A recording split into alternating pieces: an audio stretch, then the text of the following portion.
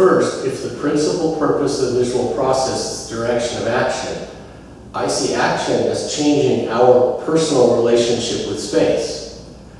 And when we see vision as being pervasive in terms of when we act, our behavior, then we're watching vision expressed as we watch what a person does in space. So that's the very short answer in how we interpret what a patient does. What we have to be really careful of is that we can only see space and vision and behavior through the lens of our own visual system.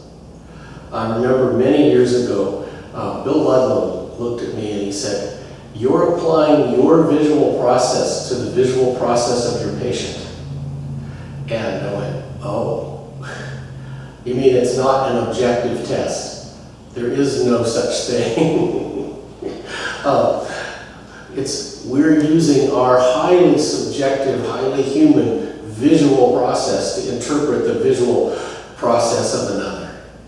Now, what we can do is we can take a lot of representative points, and the traditional 21-point exam or analytical examination was a set of representative points that we use to say, well, if a patient's doing it this way, then I think this is pretty much what they're going to do. And in fact, if you put it into this formula, you know that you shouldn't probably prescribe anything different than what you measured.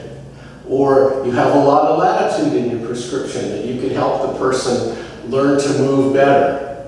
So there's a lot to lots and lots of sample points. And we've seen this as a profession get totally out of hand where we needed a 3-day workup before we could figure out how to get the plus 50s on the kid. And as Skeffington said, we measure the plus available and then put that on them. If we go a little bit different direction, stereopsis means solid vision. So we talk about a space solid.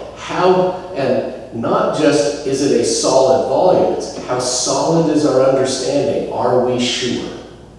How certain are we that that glass of milk is where our hand is going? How certain when we're backing up the car, is the car going to run over the car behind us? Things we think about a little bit once in a while, but they're a critical part of our day. And we use lenses, and prisms are lenses. We use filters. We use lots of our tools to help a person develop a more solid understanding and a more efficient, less hard-working understanding of what's out there. An obvious example is it's really bright and hot, so we're going to put our sunglasses on. That's giving us a little more ease and a little more efficiency. There's a phenomena in science, in psychophysics, called a Pulfric phenomenon. If you put a tinted lens from your sunglasses in front of one eye only, space will tilt. Your understanding of the world will be shifted. And if we put gray lenses on some people, they'll read better. It's well known that if you use colored lenses for some people, they'll read better, because that changed the relationship between where the person saw, the amount of light, and the volume of information, the contrast that they got off the page. All those things are issues that the human beings having to monitor, absorb, and change. Our job as optometrists is to develop our understanding so that we can look at that and go, okay, this is the very best way I can get my patient into rapport, which is a graceful way of anticipating the world and acting on it. How do I get them into the best rapport with their task? But not just that, how do I then establish a way that they can move towards, they can develop increased visual skill? How do I help them move towards a better and better rapport?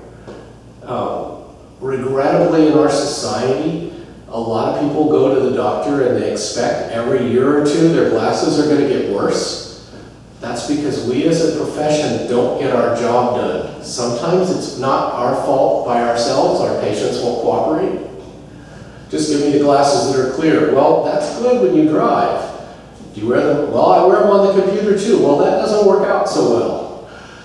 And what we want to do is we want a prescription for lenses and or lifestyle that will help the person live better visually. And since vision is a pervasive aspect of life, that's a person just plain living better.